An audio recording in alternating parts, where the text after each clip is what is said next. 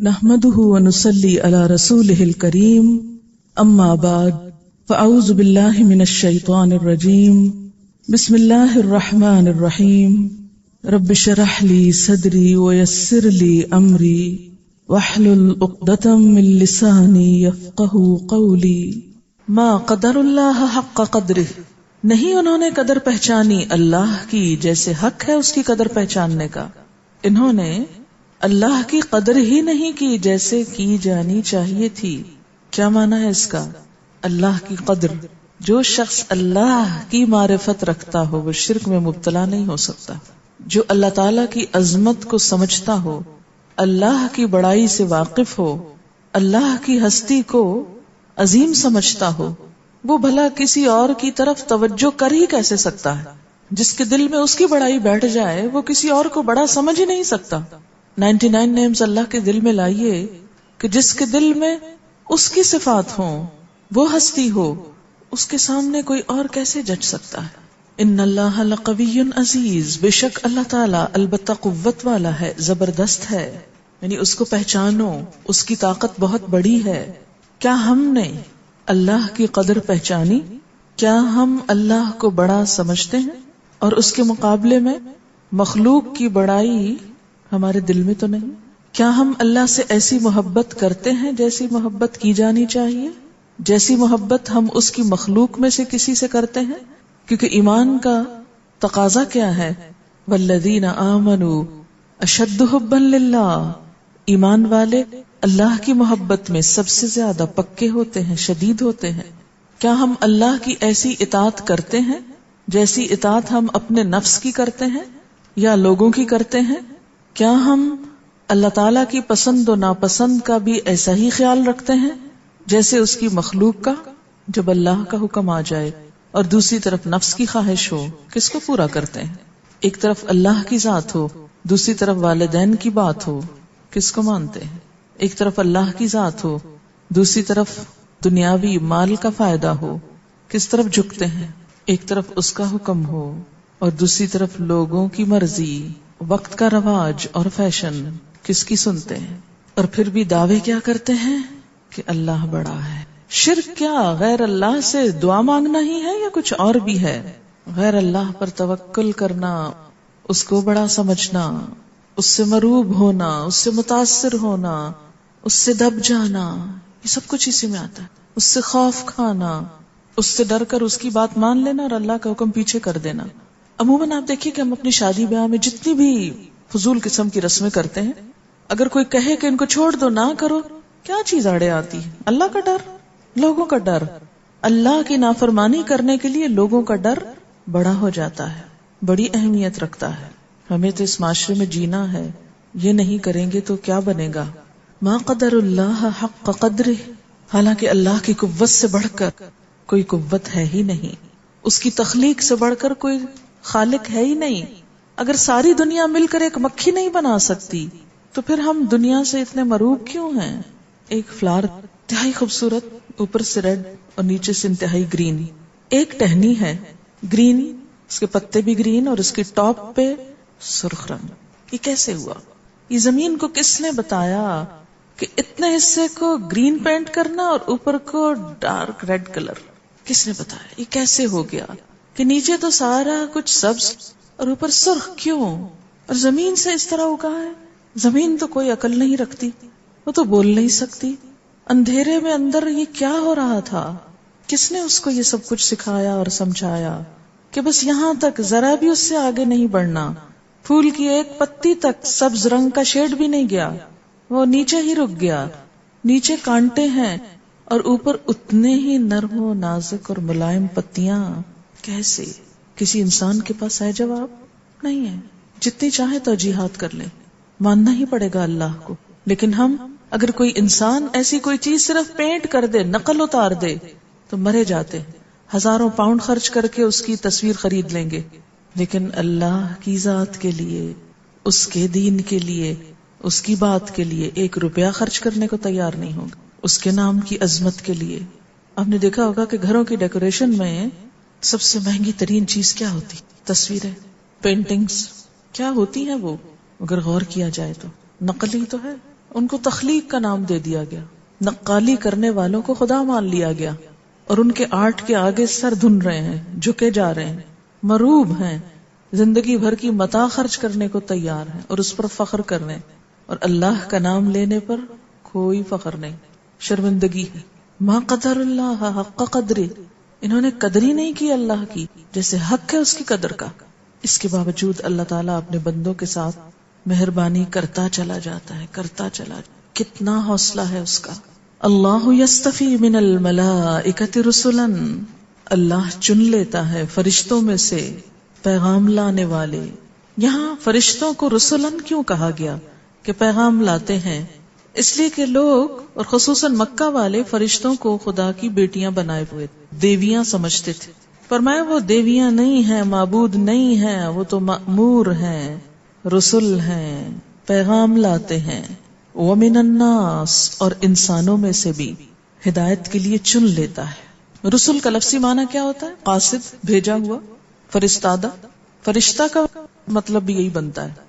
ان اللہ سمیع بصیر، بے شک اللہ سننے والا ہے، دیکھنے والا ہے۔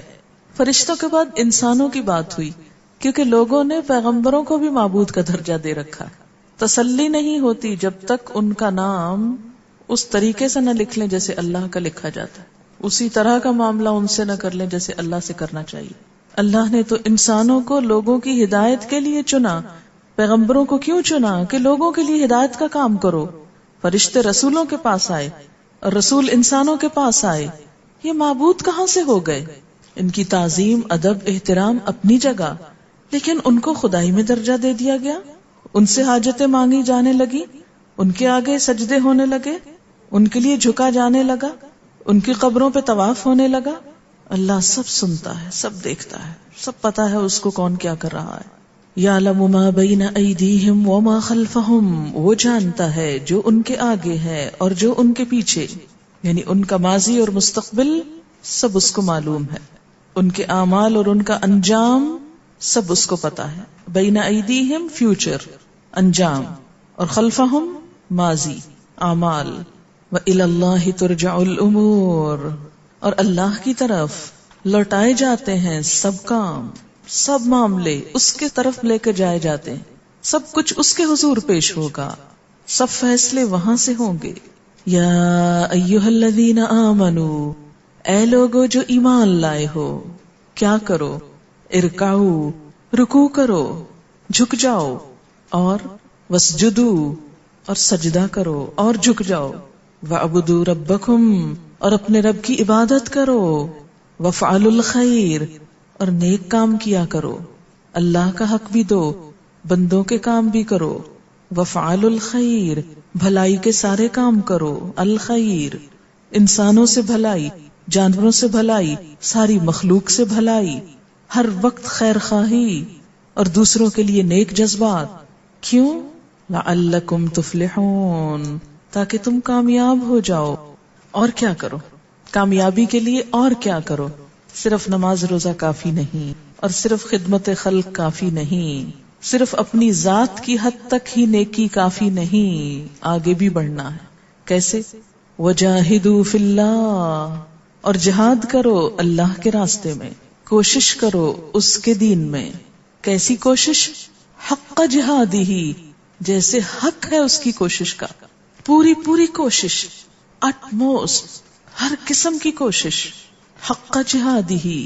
کیوں کریں ہم؟ صرف نماز روزہ کافی کیوں نہیں؟ صرف رفاہ عامہ کے کام کافی کیوں نہیں؟ کچھ اور بھی مطالبہ کیوں ہے؟ اس لیے کہ هو اجتباکم، اس نے چن لیا تم کو، اے امت مسلمہ، اے ایمان والو، اس نے چن لیا تم کو۔ اجتباکم، اور کیا کیا؟ وما جعل علیکم فی الدین من حرج، اور دین میں تم پر کوئی تنگی نہیں رکھی، پچھلی شریعتوں کے سخت احکام منسوخ کر دیے گئے، تمہارے لیے مزید آسانیاں پیدا کر دی گئیں۔ نماز جیسی عبادت، سفر میں ہو، اللہ کو پتا ہے میرا بندہ بہت مصروف ہے، تھک گیا ہے، آدھی نماز پڑھ لو۔ جیسے کوئی ماں اپنے بچے کو جب وہ بہت تھک جائے تو بہت سی رعایتیں دے دیتی، اچھا کوئی بات نہیں، ابھی نہیں، پھر کر لینا، بعد میں ہو جائے گا۔ بیمار ہو، کھڑے نہیں ہو سکتے، اچھا بیٹھ جاؤ. بیٹھ کے نہیں ہو سکتا، اچھا لیٹ جاؤ. وضو نہیں کر سکتے، چلو تیمم کر لو. رکوع سجدہ نہیں کر سکتے، چلو اشاروں سے کر لو. بر وقت نماز نہیں، چلو دو دو اکٹھی کر لو. سہولت سہولت. روزہ فرض عبادت. بیمار ہو گئے ہو، چلو بعد میں رکھ لینا. سفر پر ہو، بعد میں رکھ لینا. فرض میں چھٹی. حج بہت اچھا کام، لیکن جو نہ کر سکے، مال نہیں، ہمت نہیں، وہ نہ کرے. جسمانی طور پر ایبلٹی نہیں، کسی سے کروا لے، حج بدل کروا لے. ہر چیز میں سہولت. ایسا خوبصورت دین دیا جس میں کوئی مشقت نہیں رکھی. عمر کے ساتھ ساتھ، وقت کے ساتھ ساتھ کچھ اور سہولتیں بھی دے دی. مسلمان عورت کے لیے جہاں حجاب کا حکم رکھا، جب وہ عمر کی حد سے گزر جائے تو رخصت، سہولت دے دی گئی. اب نہیں اٹھا سکتی بھاری بھرکم چادریں، ہلکی کر لو. دین کا کوئی بھی حکم، جہاد، معذور ہو کوئی بات نہیں، بیمار ہو کوئی بات نہیں، عورت ہے دوسری ذمہ داریوں میں ہے کوئی بات نہیں. کس قدر رخصتیں، اور رخصتوں کو لینا بھی ثواب. وما جعل علیکم فی الدین من حرج، دین میں تم پر کوئی تنگی نہیں رکھی، کوئی ایسی پابندی نہیں فکر اور خیال کی کہ جو انسان کی علمی ترقی میں رکاوٹ ہو. نبی صلی اللہ علیہ وسلم کی آمد کو کیا قرار دیا؟ یأمرہم بالمعروف وینہاہم عن المنکر ویحل لہم الطیبات ویحرم علیہم الخبائث ویدع عنہم اسرہم والاغلال التي كانت علیہم. آپ صلی اللہ علیہ وسلم نے کیا کیا؟ جانی پہچانی نیکیوں کا حکم دیا، برائیوں سے روکا جس کا فطرت انسانی بھی انکار کرتی ہے. حلال چیزوں کو، پاک چیزوں کو حلال کیا، طیبات کو حلال کیا، خبائث کو حرام کیا. یہ نہیں کہا کہ تم پاکیزہ صاف ستھری چیزیں نہ کھاؤ. جن چیزوں کو حرام کیا، اگر امتحان لیا بھی، روکا بھی، تو ان سے روکا جس میں انسان کے لیے نقصان تھا، اور ان سے بھاری بوجھ اتارے جو ان پہ لدے ہوئے تھے، اور وہ زنجیریں کھول دی جن میں وہ جکڑے ہوئے تھے. کون سی؟ جو پچھلی امتوں کے فقیہوں اور پاپاؤں نے عائد کر رکھی تھی دین کے نام سے. آپ کو معلوم ہوگا کہ پچھلی امتوں میں کیا حکم تھا کہ اگر کسی کا کوئی کپڑا ناپاک ہو جائے تو دھونے سے پاک نہیں تو اس کو کاٹنا پڑے گا. اور ہمارے لیے کیا حکم ہے کہ دھو کر پاک کر لو، صاف کر لو، دوبارہ پہن لو. اسی طرح یہود پر چربی حرام تھی، ہمارے لیے حلال کر دی گئی. اور ایسی بہت سی اور چیزیں بھی. ما جعل علیکم فی الدین من حرج، دین میں تم پر کوئی تنگی نہیں رکھی. کیوں اس دین سے بھاگتے ہو؟ کیوں خوف کھاتے ہو؟ یہ تو اتنا آسان دین ہے. جیسے کہ وہ حدیث پاک میں آتا ہے، بعثت بالحنیفیۃ السہلۃ السمحہ، میں بھیجا گیا ہوں ایک آسان خوشگوار دین کے ساتھ جو یکسو ہے، جو انسان کو مختلف مشکلوں میں نہیں ڈالتا. ملت ابیکم ابراہیم، تمہارے باپ ابراہیم علیہ السلام کا طریقہ ہے، ان کا دین ہے. اور خاص طور پر عرب والوں کو مانوس کیا گیا، اے عرب والو، یہ تو تمہارے اپنے باپ کا طریقہ ہے جس نے آ کر یہ بستی بسائی تھی. آباء و اجداد کی پیروی کرنا چاہتے ہو، اس باپ کی پیروی کرو جو اللہ کا محبوب تھا، اللہ کا خلیل تھا. هو سماکم المسلمین، اس نے تمہارا نام مسلمان رکھا. ہوا سے مراد دو لیے گئے ہیں، ابراہیم علیہ السلام کی طرف بھی اشارہ ہے اور اللہ تعالی کی طرف بھی اشارہ ہے. یعنی ابراہیم علیہ السلام نے تمہارا نام مسلمان رکھا. کیسے؟ انہوں نے دعا مانگی تھی نا، ربنا وجعلنا مسلمین لک ومن ذریتنا امتا مسلمتا لک، سورۃ البقرہ 120. اللہ ہم دونوں کو بھی فرما بردار بنا دے. یہ لفظ اسلام خاص طور پر حضرت ابراہیم علیہ السلام سے وابستہ ہے. پہلے ہی پارے میں آیا ہے کہ اذ قال لہ ربہ اسلم قال اسلمت لرب العالمین. تو اسی کی طرف اشارہ ہے. ہوا سماکم المسلمین، اس نے تو تم کو مسلمان کہا تھا، تمہارا نام مسلمان رکھا تھا. اور دوسرا ترجمہ کیا کیا گیا؟ ہوا سے مراد اللہ تعالی ہے. ہوا سماکم المسلمین، اس اللہ نے تمہارا نام مسلمان رکھا. من قبل، اس سے پہلے بھی، یعنی پچھلی شریعتوں میں بھی، وفی ھذا، اور اس شریعت میں بھی. کون سی شریعت؟ شریعت محمدی میں بھی کیا نام رکھا تمہارا؟ مسلمان، مسلم. کیوں مسلم کیوں رکھا؟ لیکون الرسول شہیدا علیکم، تاکہ ہو جائیں رسول گواہ تم پر، رسول تم پر گواہ ہوں. وَتَكُونُوا شُهَدَاءَ عَلَى النَّاسِ، اور تم سب سارے انسانوں پر گواہ بن جاؤ، رسول تم تک حق کا پیغام لائیں، رسول تمہارے رہنما بن جائیں، اور تم پوری دنیا کے رہنما بن جاؤ۔ کس میں؟ ہدایت کو دنیا تک لے کر جانے میں۔ اور انڈائریکٹلی اشارہ کر دیا کہ یہ کام پوری دنیا تک وہی لے جا سکتا ہے، یہ پیغام پوری دنیا تک وہی پہنچا سکتا ہے جس کا اپنا نام صرف مسلمان ہو۔ کیونکہ جب تفرقوں میں بٹو گے، اختلافات میں بٹو گے، تو کس کی طرف بلاؤ گے لوگوں کو؟ پھر اسلام کی طرف تو نہیں بلا سکتے۔ اگر مسلمان ہونے سے بڑھ کر کچھ اور ہونا تم کو زیادہ پسند ہے تو لوگوں کو بھی کس کی طرف پھر بلاؤ گے؟ اسی نام کی طرف نا۔ اللہ نے تو ہمارا نام کیا رکھا؟ مسلمان۔ پہلی شریعتوں میں بھی اس نے نہ کسی کا نام نصارہ رکھا نہ یہود رکھا۔ اسی لیے قرآن میں بار بار آتا ہے والذین ہادو، وہ لوگ جو یہودی بن گئے، خود ہی بنا لیا اپنے آپ کو، ایک نام دے دیا۔ یہ کوششیں بھی ہوتی رہی وقتاً فوقتاً کہ اسلام کو اسلام نہ نام رہنے دیا جائے، محمڈنزم رکھ دیا جائے۔ جیسے حضرت عیسیٰ کی طرف لوگ نسبت کر کے عیسائی بنے ہیں، یہودا کی نسبت سے یہودی بنے ہیں، تو محمد صلی اللہ علیہ وسلم کی نسبت سے محمدی کہلائیں۔ انٹینشنلی بہت کوششیں ہوئی، یہ سازش ہوئی مسلمانوں کے ساتھ۔ اسی لیے اب بھی آپ دیکھیں گے کہ بعض اوقات اسلامک لا کی بجائے لفظ آتا ہے محمڈن لا، نہیں، اسلامک لا، اسلام، محمڈنزم نہیں، اس لیے کہ یہ ایک یونیورسل ریلیجن ہے، تمام کائنات کا، تمام انسانوں کا، مخلوق میں سے ہر چیز مسلمان ہے، اور تمام انسان جو اللہ کے تابعدار ہیں وہ مسلمان ہیں۔ اب دیکھیے کہ جتنے بھی پیغمبروں کی دعوت آپ نے پڑھی ہے قرآن میں، ہر پیغمبر نے کیا کہا؟ یا قوم اعبدوا اللہ ما لکم من الہ غیرہ۔ ہر پیغمبر کی دعوت یہی تھی، آؤ لوگو اللہ کی عبادت کرو۔ اگرچہ ان کی شریعتیں مختلف تھیں، لیکن کسی نے بھی اس کو ایمفسائز نہیں کیا اس طریقے پر کرو یا اس طریقے پر کرو، اور نہیں قرآن میں کہیں اس کا ذکر آیا کہ ابراہیم کی نماز کا طریقہ یہ تھا اور اسماعیل کا پھر یہ ہوا اور کسی اور کا یہ ہوا۔ کہیں ایک دفعہ بھی ایسا کوئی ذکر پڑا آپ نے؟ اس لیے کہ اصل چیز تو نماز ہے، لیکن ہمارے ہاں ذرا کچھ فرق ہو جائے 19-20 کا تو لوگ ہمارے لیے ناقابل برداشت ہو جاتے ہیں، اس مسجد سے نکل جاؤ۔ اس چیز نے امت کی وحدت کو شدید نقصان دیا ہے، ناقابل تلافی۔ هو سماکم المسلمین من قبل وفی ھذا لیکون الرسول شہیدا علیکم وتکونوا شہداء علی الناس فاقیموا الصلاۃ، نماز قائم کرو، وآتوا الزکاۃ، زکوٰۃ دو، جسمانی عبادت، مالی عبادت، واعتصموا باللہ، اور اللہ کو مضبوط پکڑ لو۔ اصل دین کیا ہے؟ اللہ کو تھام لو، اس سے جڑ جاؤ، اس کی طرف راغب ہو جاؤ۔ کیوں؟ ہوا مولاکم، وہ مولا ہے تمہارا، وہ رب ہے تمہارا، وہ دوست ہے تمہارا۔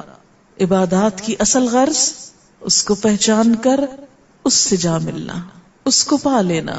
جس دین میں ہمارے خیالوں اور ہماری سوچوں کا مرکز و محور ہمارا رب نہ ہو جائے، پھر وہ دین ہی کیا ہے؟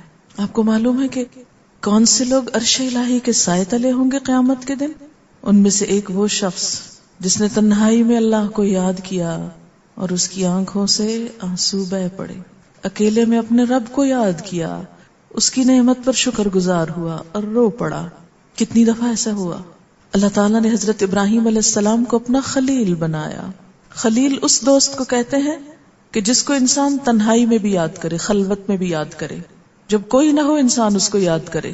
جب اللہ کی کوئی بات کر رہا ہے تو آپ کو اللہ تعالیٰ یاد آنے ہی ہے، اذان ہوئی تو اللہ تعالیٰ کی یاد آئے گی ہی۔ لیکن کتنی دفعہ ایسے ہوتا ہے کہ جب کوئی نہیں ہوتا تو اللہ سے باتیں ہو رہی ہوتی ہیں، اس کا ذکر ہو رہا ہوتا ہے، اس کو یاد کیا جا رہا ہوتا ہے، اس سے راز و نیاز، اس سے سرگوشیاں، اس سے اپنے دل کا حال، اس پر توکل، اس پر یقین، اس پر اعتماد، اس سے محبت ایسی کہ بالکل پاس معلوم ہو۔ جیسے کسی انسان سے محبت ہوتی ہے تو بسا اوقات یوں لگتا ہے وہ پاس ہے، وہ میرے آس پاس ہے، تو ایسے ہی اللہ تعالیٰ کو انسان اتنا چاہے کہ وہ آس پاس محسوس ہو۔ وَمَوْلَاكُمْ، وہ دوست ہے تمہارا، فنعم المولا، کتنا اچھا دوست جو کہیں ساتھ نہیں چھوڑے گا. دنیا کے دوست تو دنیا تک ساتھ ہیں، قبر میں کوئی ساتھ نہیں جائے گا، حشر میں کوئی ساتھ نہیں دے گا، قریب ترین رشتہ دار بھی منہ موڑ کر چلے جائیں گے، لیکن وہ ساتھ ہوگا، وہ اپنے عرش کے سائے تلے بلا لے گا، یہاں آ جاؤ، اتنی گرمی اور دھوپ اور پریشانی میں میرے پاس آ جاؤ. ونعم النصیر، کتنا اچھا مددگار، بہترین مددگار. آپ نے کیا محسوس کیا ان آیات کو سن کر؟ کس آیت نے دل کو ٹچ کیا؟ کہاں جا کے کیا ذہن جاگا؟ بہت خوشی کا احساس ہوتا ہے کہ اللہ نے ہم کو مسلمان بنایا اور چن لیا.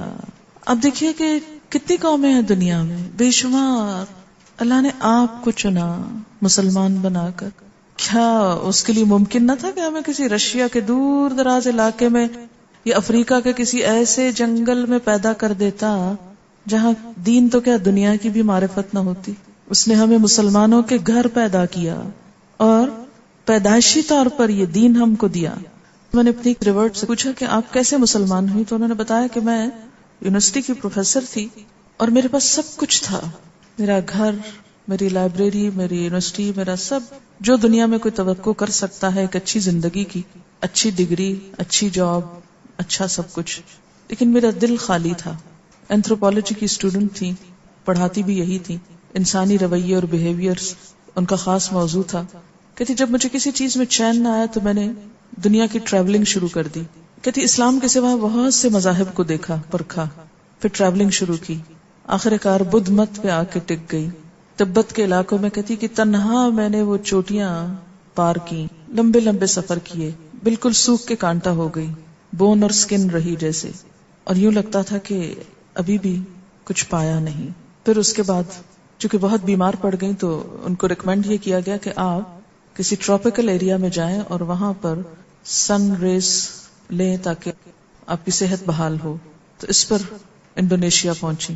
انڈونیشیا میں کہتی کہ ایک دور دراز کا علاقہ تھا، گاؤں تھا، چھوٹی سی بستی تھی، بالکل ان پڑھ لوگ تھے، لیکن ان کے اخلاق کو دیکھ کر مجھے اسلام سے محبت ہوئی کہ سارا دن کھیتوں میں کام کرتے، مختصر سا لباس، کیونکہ اتنا پیسہ ہی نہیں کہ لباس بنا سکے، مختصر سا کھانا، لیکن سب مل بیٹھ کے کھاتے تھے، کوئی لڑائی جھگڑا نہیں، کوئی شاؤٹ نہیں کرتا، بڑوں کی عزت ہے، بچوں سے پیار ہے.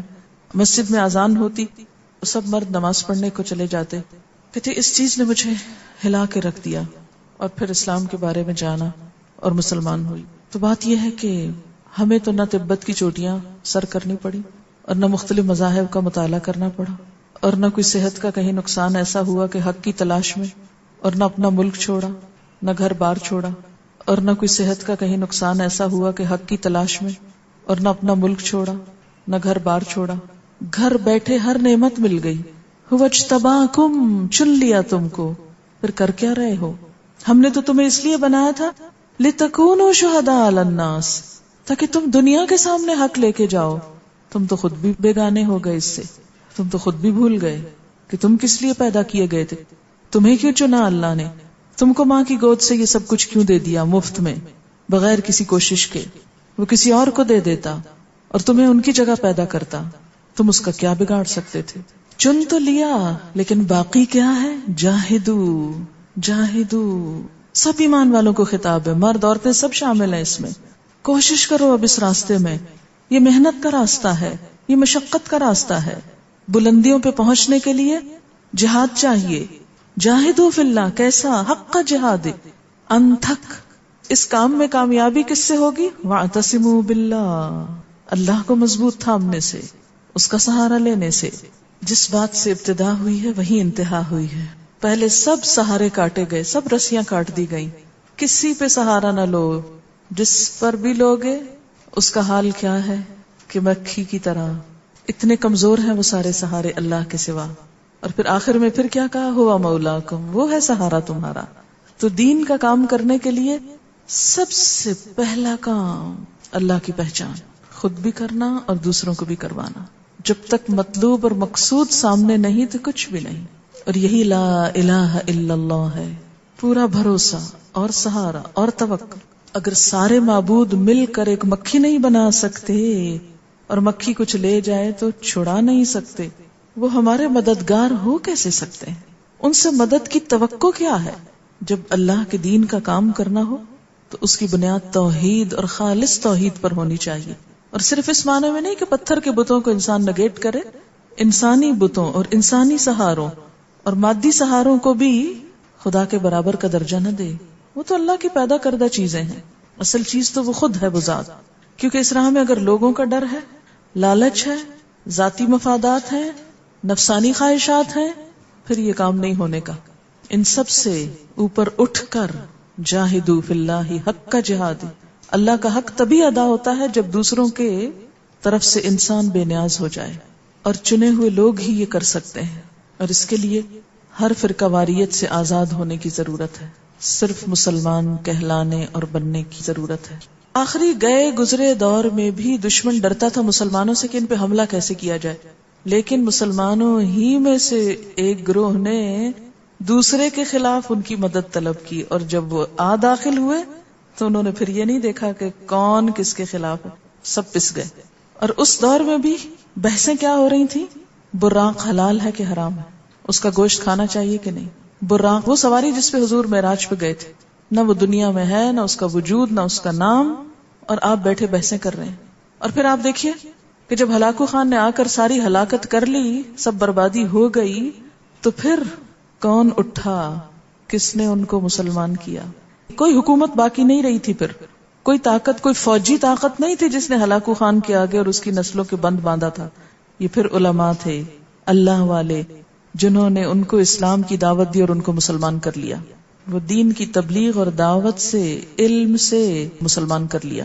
تو خالص نیت سے اسلام کی تبلیغ اتنی بڑی طاقت ہے کہ جس کے سامنے کوئی چیز نہیں رک سکتی، جو ہلاکو خان جیسے لوگوں کا دل بھی موم کر لیتی، کیونکہ یہ خیر خواہی کے ساتھ ہوتی ہے. وہ ہلاکو خان کو بھی اپنا دشمن نہیں سمجھتے، اس کے ساتھ بھی بھلا کرتے ہیں، اور ہم تو اپنوں ہی کے گلے کاٹ رہے ہیں. جب ہم خود مسلمان ہوتے ہوئے اپنی کتاب سن کے بگڑتے ہیں اور اسے اپنی زندگی کا حصہ نہیں بنانا چاہتے، کسی اور سے کیا شکوہ اور کیا گلا. اچھا، یہاں ایک اہم ترین آیت جو ہے وَجَاهِدُوا فِي اللَّهِ حَقَّ جِهَادِهِ، اس پہ تھوڑی سی بات اور کرنا چاہوں گی اور دو مثالیں دوں گی آپ کو کہ ہم اپنے دین کے اندر کیا جہاد کر رہے ہیں، ہم کیا کر رہے ہیں. مثلا علم کے میدان میں ایک کتاب ہے، احادیث کی کتابوں کا انڈیکس ہے، اس کا نام ہے مفتاح کنوز السنہ. یہ ایک ڈچ اورینٹلسٹ کی کتاب ہے جس کا نام ہے A.J. وینسنک. اس نے پہلے انگریزی میں لکھی، پھر عربی میں ترجمہ کیا، اور ایک ایجپشن فؤاد عبد الباقی نے اس کو عربی میں نشر کیا. یہ انڈیکس 14 کتابوں کا ہے، 14 بکس کا انڈیکس ہے. انڈیکس سمجھتے ہیں آپ؟ فہرست. کون سی کتابیں ہیں؟ صحیح ستہ ہے، اور اس کے علاوہ یعنی 6 یہ صحیح حدیث کی کتابیں، اور اس کے علاوہ باقی کل 14 کتابیں یعنی 8 اور بھی. ان کتابوں میں کوئی حدیث کہاں آئی ہے اگر آپ کو معلوم کرنی ہے تو یہ مفتاح کنوز السنہ لے لیجئے، وہ آپ کو انڈیکس بتا دے گی. مثلا اگر ایک حدیث بخاری میں 5 دفعہ آئی ہے تو یہ انڈیکس آپ کو بتائے گا کہ بخاری یعنی خے مثلا اس کا نشان دے گا، اور ان 5 جگہوں کے صفحہ نمبر دیے ہوئے ہوں گے. اسی طرح مختلف اسلامی شخصیات کے بارے میں بھی اس میں موجود ہے. مثلا حضرت عمر کے بارے میں اشاریہ جو ہے 357 سے لے کر 361 پیج تک ہے، یعنی صرف 4 صفحوں پر انڈیکس ہے کہ حضرت عمر کے بارے میں ان 14 کتابوں میں کہاں کہاں ذکر ہوا ہے. ریسرچ کرنے والوں کو یہ کتاب بہت فائدہ دیتی. لیکن یہ کتاب کتنے سال میں لکھی گئی؟ یہ انڈیکس کتنے سال میں بنا؟ 10 سال میں. نان مسلم آپ کی حدیث کی کتابوں کا انڈیکس بنا رہا ہے تاکہ وہ آپ کے دین کو پرکھ سکے، اس میں ریسرچ کر سکے، اور 10 سال زندگی کے دے رہا ہے ایک کتاب بنانے میں کہ دوسروں کا کام آسان کروں. کیونکہ اس سے پہلے مشکل یہ ہوتی تھی نا کہ جیسے حدیث کوئی ڈھونڈنی ہے، کہاں سے ڈھونڈے، کس کس کتاب میں، کس کس روایت میں. اب تو کمپیوٹر پہ سب کچھ آ چکا ہے، بہت آسان ہو گیا. مجھے بتائیے مسلمانوں میں سے ایک مسلمان جس نے 10 سال لگائے ہوں کوئی ایسا کام کرنے. ہمارا تو حال یہ دل میں تنگی محسوس کرتے ہیں نا، ما جعل علیکم فی الدین من حرج، لیکن ہم چھوٹے سے جاہدوا فی اللہ حق جہادہ میں ایک دم گھٹنے لگتے ہیں. آئے ان کو کس انعام کی توقع ہے آخرت میں؟ تو اگر میرا نہیں بنتا نہ بن، اپنا تو بن. ہم تو اپنے بھی نہیں بنے، اور یہ لوگ ہماری کتابوں میں ریسرچ کے لیے ایسے کام کریں. ایک اور کتاب المعجم المفہرس لالفاظ الحدیث، یہ 9 کتابوں کا انڈیکس ہے، 7 جلدوں پر مشتمل، 7 والیومز. اس کی تیاری میں 33 ایئرز لگے، 33 سال 9 کتابوں کا انڈیکس بنانے میں. اور کتنے لوگوں نے تعاون کیا؟ برطانیہ، ڈنمارک، سویڈن، ہالینڈ وغیرہ کی 10 سے زیادہ علمی تنظیموں نے مالی تعاون کیا، اپنا پیسہ لگایا. کیوں؟ جاننے کی تڑپ ہے، اسلام میں ریسرچ کرنا چاہتے ہیں. آج کوئی ایک پروجیکٹ بتائیے جس میں 10 مسلمان اسلامی تنظیمیں تعاون کر رہی ہوں ایک کام کے کرنے میں، کوئی ایک پروجیکٹ، اور اس میں 33 ایئرز لگائیں. کچھ نہیں، کہیں نہیں ملے گا. ہم کام کرنے کو تیار ہی نہیں، ہم کمٹمنٹ کرنے کو تیار ہی نہیں. ہم چاہتے ہیں صرف امیدوں، آرزوؤں اور تمناؤں سے سارے کام ہوتے جائیں، خود ہی ہوتے جائیں. اور ہم جیسوں نے جا کے لائبریری سے یہ کتابیں اٹھائیں. لوگ اکثر مجھ سے پوچھتے ہیں آپ وہاں کیوں پی ایچ ڈی کرنے گئی تھی، وہاں کیا ملتا ہے؟ وہ حدیث جانتے ہیں، کسی مسلمان ملک میں کرتی. بہت اچھا مشورہ ہے، کوئی شک نہیں اس میں، لیکن یہ کیسے جانا جائے گا کہ یہ کیا کرتے ہیں، کیسے کام کرتے ہیں اور ہمیں کیسے کرنا ہے؟ ایمان نہیں لیکن کام کیے ہیں. اللہ کو جب اپنے دین کا کام لینا ہوتا ہے نا کسی سے، اور کوئی ایمان والا متقی پرہیزگار دیندار نہیں کرنے کو تیار، سب سوئے پڑے ہیں، سوئے رہو، میں کسی اور سے اپنا کام لے لوں گا، کوئی اور کرے گا، چنا تو تم کو تھا، تم نہیں کرتے ہو، کسی اور سے لے لوں گا.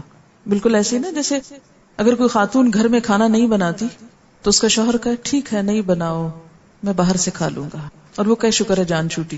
عقل مند عورت کہہ سکتی ہے باہر سے کھانے کا مطلب کیا ہے؟ پھر اللہ نے ہم کو چن لیا لیکن ہم نے جہاد کا حق ادا نہیں کیا، کچھ بھی نہیں کیا. بے شمار کام ہے، یہ صرف 2 مثالیں میں نے دی ہیں آپ کو. مجھے خود ان باتوں سے بالکل بے خبری تھی. جب میں پہلی دفعہ گئی وہاں اور لائبریریز دیکھی اور لوگوں کو کام کرتے دیکھا تو پہلے تو مجھے سمجھ ہی نہ آیا کہ یہ کیا مخلوق ہے جو سارا دن لائبریری میں ہوتی ہے اور رات 9-10 بجے تک. کیمبرج یونیورسٹی میں گئی تو وہاں پر بعض لائبریریز پوری رات کھلی رہتی، پوری رات کرو کام بیٹھ کے. یہ مسلمانوں کی شان تھی دور عروج میں. مسلمانوں کے بارے میں کیا تھا؟ ان کی 2 چیزیں کبھی بند نہیں ہوتی، نہ مسجد نہ لائبریری، نہ عبادت کی جگہ نہ علم کی جگہ. وہ اس پہ تالا نہیں ہے، جب جس کا دل چاہے جائے. ہمارا حال کیا ہے؟ مسجدوں کو بھی تالے لگ گئے، لائبریریوں کو بھی تالے لگ گئے. ریسرچ کے دوران کئی ملکوں میں میرا جانا ہوا. اس دوران پاکستان کا بھی میں نے وزٹ کیا دوبارہ، کچھ چیزیں مجھے یہاں سے چاہیے تھی. اب یقین کریں کہ میں اسلام آباد میں، میری بچی چھوٹی تھی، میں اس کو اپنی مدر کے پاس چھوڑ کر صرف ریسرچ کے لیے اسلام آباد آ گئی کہ میں کچھ کام کروں. اسلام آباد میں واحد لائبریری جو اسلامک ریسرچ انسٹیٹیوٹ کی لائبریری تھی، دن 2:30 بجے بند ہو جاتی تھی. صبح پہنچتی اور جس وقت 5-6 گھنٹے چیزیں اکٹھی کر کے پڑھنے کا موڈ بنتا، جی ٹائم ختم ہو گیا، بی اٹھ جائیں، ٹائم ختم ہو گیا، ٹھک ٹھک ٹھک، اٹھے ختم. اس قدر تکلیف ہوتی، کس وقت کام کریں؟ کیونکہ آپ کو پتا ہے کہ گہرائی میں جانے کے لیے ایک دم انسان پلنج نہیں کرتا، آہستہ آہستہ آہستہ آہستہ ڈوبتا ہے. ڈوب کے کچھ ڈھونڈنے کا وقت آتا ہے تو اٹھ جاؤ، چھٹی ہو گئی، سب خوش ہیں، چھٹی ہو گئی، گھر چلو. اور پہلے میں بھی انہی لوگوں میں شامل تھی کہ چھٹی کے وقت انہیں خوشی ہوتی تھی، لیکن پھر دکھ ہونے لگا کہ یہ کہاں جائیں. اور پھر میں شکر کرتی تھی کہ شکر اللہ میں یہاں سے پی ایچ ڈی نہیں کر رہی، میں وہاں سے کر رہی ہوں کہ جہاں مجھے یہ خوف نہیں کہ ابھی اٹھا دیں گے. معلوم نہیں یہ حالت کیسے بدلے گی. امام بخاری کے بارے میں آپ نے پڑھا ہوگا یا پڑھیں گے کہ رات کو بار بار اٹھ کر لیمپ جلا کے حدیث پڑھتے پھر لیٹ جاتے، کئی بار، کیونکہ دن رات ذہن میں ایک ہی چیز گھوم رہی ہے نا. چاندنی راتوں میں بیٹھ کر تاریخ کبیر کا مسودہ لکھا تھا انہوں نے کہ راتوں کو لیمپ نہیں، چاند کی روشنی میں. کتنے دن ہوتی ہے چاند کی روشنی؟ چند دن ہوتی ہے نا. جلدی ساری رات بیٹھ کے کی روشنی ہے کام کر لیا. ہمیں سب نعمتیں میسر ہیں لیکن ہمارا موڈ ہی نہیں بنتا کسی وقت. کیسے اسلام کی ترقی ہو؟ ہوتا کیا جب ایمان لاتا ہے انسان تو کیا کیا چیز خطرے میں پڑتی ہے. عزت خطرے میں پڑتی ہے، مال خطرے میں پڑتا ہے، کچھ مفادات خطرے میں پڑتے ہیں، اولاد خطرے میں ہو سکتی ہے. مثلا کیونکہ رت ام سلمہ سے ان کے بچہ چھین لیا گیا تھا، اکیلے جانا پڑا تھا، شوہر چھن گیا، بچہ سسرال نے لے لیا اور خود بالکل اکیلی رہ گئی. اور ان کو کوئی پتہ نہیں تھا کہ سال بعد یہ مشکل آسان ہو جائے گا. ان کے لیے تو ایک انڈیفینٹ پیریڈ تھا. جب بھی کوئی مشکل آتی ہے نا، اندھیرا آتا تو یوں لگتا ہے انڈیفینٹ پیریڈ کے لیے آیا، اب یہ جانے کا نہیں، لیکن ہر چیز چلی جاتی ہے. تو آپ دیکھیے کہ جو چیز خطرے کی زد میں ہے اس کو اللہ کے حوالے کر دیجئے، اللہ کے سپرد کر دیں. وہ خود ہی اس کی نگرانی کرے گا، خود ہی کیئر کرے گا، خود ہی دفاع کرے گا. کوئی آپ پہ باتیں بنا رہا ہے، اللہ کے حوالے کر، اللہ تعالیٰ آپ خود ہی انتظام کر دے اس کے جواب کا. میں تو کمزور ہوں، میں تو تیرے نام لیا، تیرے نام کی وجہ سے یہ ساری آفت آئی ہے مجھ پہ. ورنہ میں تو آرام سے گھر میں امن سے بیٹھا ہوا تھا. اگر جان جا رہی ہے تو بھی اللہ تعالیٰ خود سمیٹ لیتے ہیں. اس راحت اور اس لذت اور اس خوشی سے اللہ تعالیٰ ہمکنار کرتے ہیں. اگر جان تک بھی کوئی لے لے اس راستے میں, وہ بھی دفاع ہے, کوئی نقصان نہیں, کہیں سے کوئی نقصان نہیں. اللہ کی راہ میں لٹنے کا, بکنے کا, رلنے کا, رسوا ہونے کا, پتھر کھانے کا, کانٹے بچھائے جانے کا, جان دینے کا, کہیں سے کوئی نقصان نہیں. اور سچا ایمان بھی یہی ہے کہ جب انسان ہر خوف سے آزاد ہو جائے, یہ جاتا اچھا جائے, یہ چھنتا کوئی بات نہیں, جان دی ہوئی اسی کی تھی, حق تو یہ کہ حق ادا نہ ہوا. ہم تو پھر بھی حق ادا نہیں کر سکتے. جاہدوا فی اللہ حق جہادہ وما قدر اللہ حق قدرہ, اور انہوں نے اللہ کی قدر نہیں کی جیسے حق ہے اس کی قدر کرنے کا. انہوں نے اللہ کی قدر نہ کی, اللہ کی وہ عظمت ان کے دل میں نہ ہوئی, وہ اطاعت نہ کی, وہ مقام نہیں دیا اللہ کو جو دینا چاہیے تھا. والارض جمیعا قبضتہ یوم القیامہ, حالانکہ زمین ساری کی ساری اس کی مٹھی میں ہوگی قیامت کے دن. والسماوات مطویات, اور آسمان لپیٹے ہوئے ہوں گے, بیمینی اس کے دائیں ہاتھ میں. اب دیکھیے آسمانوں کی وسعت, وہ سب کچھ لپیٹ کے اس کے دائیں ہاتھ میں ہوگا. کیا ہستی ہے وہ, سبحانہ و تعالی عما یشرکون, پاک ہے وہ اور بہت بلند اس سے جو لوگ شرک کر رہے ہیں. اس کے بارے میں حدیث میں آتا ہے, بخاری کی حدیث ہے, آپ صلی اللہ علیہ وسلم ایک مرتبہ ممبر پہ خطبہ ارشاد فرما رہے تھے. دوران خطبہ آپ نے یہ آیت تلاوت فرمائی اور فرمایا اللہ تعالیٰ آسمانوں اور زمینوں یعنی سیاروں کو اپنی مٹھی میں لے کر اس طرح پھرائے گا جیسے ایک بچہ گیند پھراتا ہے, اور فرمائے گا میں ہوں خدائے واحد, میں ہوں بادشاہ, میں ہوں جبار, میں ہوں کبریائی کا مالک. کہاں ہے زمین کے بادشاہ, کہاں ہے جبار, کہاں ہے متکبر. یہ کہتے کہتے حضور صلی اللہ علیہ وسلم پہ ایسا لرزہ طاری ہوا کہ ہمیں خطرہ ہونے لگا کہ آپ کہیں منبر سمیت گر نہ پڑے. یعنی اللہ کی عظمت و کبریائی سے آپ کا دل لبریز ہو گیا. اسی لیے پہلے حصے میں کہا نا کہ انہوں نے اللہ کی قدر ہی نہیں کی, اللہ کی عظمت کو نہیں پہچانا. انہوں نے کبھی محسوس ہی نہیں کیا کہ اللہ تعالیٰ بڑے کتنے ہیں. جس کے دل میں اللہ کی بڑائی بیٹھ جائے پھر وہ اس کی نافرمانی کا سوچ بھی نہیں سکتا کہ اس کو ناراض کرو, اس کا حکم نہ مانو. مثلا آپ دیکھیے کہ آپ کی کوئی بہن آپ کی بات نہیں مانتی تو آپ کو برا لگتا ہے, مگر اگر وہ آپ کی والدہ کی بات نہ مانے تو آپ کہتے ہیں لو بہت غلط بات ہے, ماں کی بات ماننی چاہیے. کیوں؟ اس لیے کہ ماں بڑی ہے نا. اگر آپ کی بات اس نے نہیں مانی کوئی بات نہیں, مگر ماں بڑی ہے تو ماں کی تو مان جانی چاہیے. تو اسی طرح جو جتنا بڑا ہوتا ہے اس کی بات کا انکار اتنی ہی بڑی غلط بات ہوتی ہے. تو یہاں پر پہلے کیا فرمایا, انہوں نے اللہ کی قدر نہیں کی. کسی کی بھی قدر کب نہیں کرتا کوئی, جب وہ اس کی حقیقت کو نہیں سمجھتا. آپ کے ساتھ کبھی ایسا اتفاق ہوا ہوگا کہ جب کوئی آپ کو نہ پہچانتا ہو تو وہ آپ سے کیسے معاملہ کرتا ہے, اور جب آپ کو پہچان لے تو اس کا معاملہ بالکل بدل جاتا ہے. اور بسا اوقات ہم بھی کسی کو جب نہیں پہچانتے تو اس کے ساتھ بالکل بیگانوں کا سا معاملہ کرتے ہیں, اور جب پہچان لیتے ہیں تو دل نچھاور کرتے ہیں. اللہ تعالیٰ کی جب معرفت ہو جاتی ہے نا, پھر گستاخیاں نہیں ہو سکتی. یہ اسی وقت ہوتی ہیں جب اس کی پہچان نہیں, معرفت نہیں. جتنی پہچان ہوتی جائے گی اتنی ہی عاجزی آتی جائے گی, اتنی ہی اطاعت آتی, اتنی ہی سبمیشن ہو جائے گی. اتنی بڑی ہستی, اس کی بات نہیں, مجھے تو ڈر لگتا ہے. قل انی اخاف ان عصیت ربی عذاب یوم عظیم, کہہ دیجئے میں ڈرتا ہوں اگر میں اپنے رب کی نافرمانی کروں وہ بڑے دن کا عذاب مجھ کو پکڑ لے گا. وما قدر اللہ حق قدرہ, انہوں نے اللہ کی قدر نہیں پہچانی جیسے اس کی قدر پہچاننے کا حق ہے. کیوں؟ اس لیے کہ انہیں اللہ کی معرفت ہی نہیں, جانتے ہی نہیں وہ کتنی بڑی ہستی ہے. آپ دیکھیے کہ دنیا کا کوئی بڑا انسان ہمارے سامنے آ جاتا ہے تو ہم کس طرح بہیو کرتے ہیں, لیکن اس کے مقابلے میں اللہ کی بات سامنے آتی ہے تو ہم سنی انسنی کر دیتے ہیں. اچھا ٹھیک ہے, تو جس دل میں رب کی بڑائی آ جائے پھر وہ اس طرح بے نیازی نہیں برت سکتا اپنے رب سے. ایک عورت ایک قبر پہ بیٹھی تھی, نبی صلی اللہ علیہ وسلم نے اس کو سمجھایا کہ صبر کرو, تو فوراً بولی تمہیں کیا معلوم میرے ساتھ کیا ہوا ہے جو تم مجھے صبر کے لیے کہہ رہے. بعد میں کسی نے بتایا کہ یہ حضور صلی اللہ علیہ وسلم تھے, تو فوراً جا کر معافی مانگی کہ میں آپ کو پہچانی نہ تھی, ورنہ میں آپ سے اس طرح بات نہ کرتی. اب ہم کہتے ہیں کیوں اللہ تعالیٰ نے یہ کہہ دیا, یہ تو بڑا ظلم ہے, یہ بڑی زیادتی ہے. یہ سب باتیں اس لیے ہم بولتے ہیں کہ پتہ نہیں ہے وہ ہے کیا چیز. حدیث قدسی ہے, میں اور جن و انس عجیب معاملے پر ہیں, پیدا میں کرتا ہوں، عبادت کسی اور کی ہو رہی ہے، رزق میں دیتا ہوں، شکر کسی اور کا ہو رہا ہے، میں اپنے بندے پر احسان کر کے محبت کا اظہار کرتا ہوں، مگر میرا بندہ نافرمانی کر کے مجھے کو ناراض کرتا، سب کچھ دے میں رہا ہوں، توجہ کسی اور کی طرف، شکر کسی اور کا ہو رہا ہے۔ فرمایا پہچانتے نہیں ہو اس کو؟ ایک چھوٹی سی پہچان دیکھو، والارض جمیعا قبضتہ، یہ اتنی بڑی زمین جو ہے نا وہ اس کی مٹھی میں ہوگی، اور نہ صرف یہ کہ زمین بلکہ والسماوات، سارے آسمان، سب کچھ، اور کیا ہوں گے؟ مطویات، لپیٹے ہوئے اسکرول کی طرح سب لپیٹ دیے جائیں گے، اور لپیٹ کے اس کے دائیں ہاتھ میں ہوں گے۔ سبحانہ وتعالی عما یشرکون، پاک ہے وہ، بہت بلند ہے ان سب باتوں سے جو یہ شرک کر رہے ہیں کہ اور مخلوق کو اس کے برابر قرار دے رہے ہیں۔ وآخر دعوانا ان الحمد للہ رب العالمین۔